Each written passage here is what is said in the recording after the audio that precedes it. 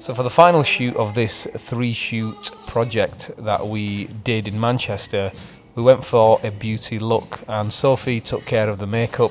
We had a very simple idea, just nice clean makeup with a little bit of colour. So Sophie came up with this idea of using just coloured lines, and we had 3 variations of that for this beauty shoot. Now the setup that I used is a setup that I have used before. It's pretty simple. You've got a key light, which is a beauty dish, a reflector underneath the model, which is acting as a fill, and then we've got 2 black poly boards on either side, which are acting as negative fill. In other words, giving us a little bit more contrast on the left and right hand side of the model.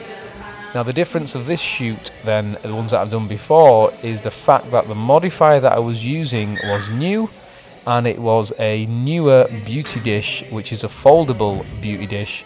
It's kind of like a softbox essentially, or an octabox, but it's the shape of a beauty dish. It has the internal reflector, or I should say deflector inside, and yeah, it has the same light quality as your traditional hard metal dish, but in half the size, half the weight, and it's super portable.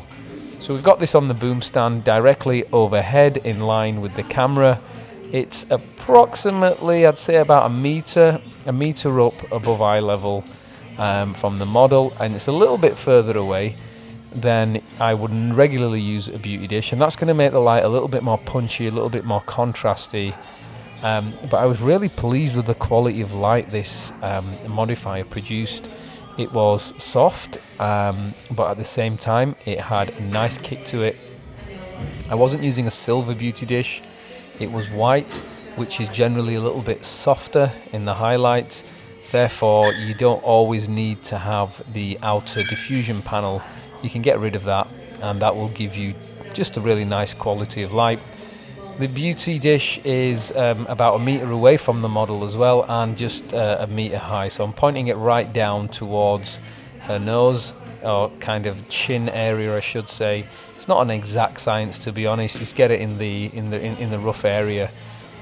Now, in order to hold the reflector, I just used a couple of these posing boxes that were in the studio, and I've just taken the reflector material off the reflector and just draped it over the box, and the model's able to rest her arms on that.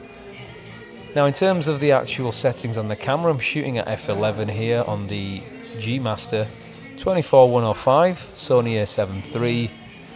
Beautiful combination. This 105 is such a wicked lens, it really is. I mean, you can use it for beauty stuff, you can use it for fashion. It's such a versatile lens, and it's an f4 OSS lens, so fashion and beauty, you're always going to be shooting over f4, unless you're one of those shallow depth of field maniacs, and that's really not me. Then, you know, f4 is a perfect widest aperture setting on this lens that you would really need. That's it. Hopefully you found this video useful. Thanks for watching and subscribing, and you know, keep watching, more stuff to come. Alright, see you later.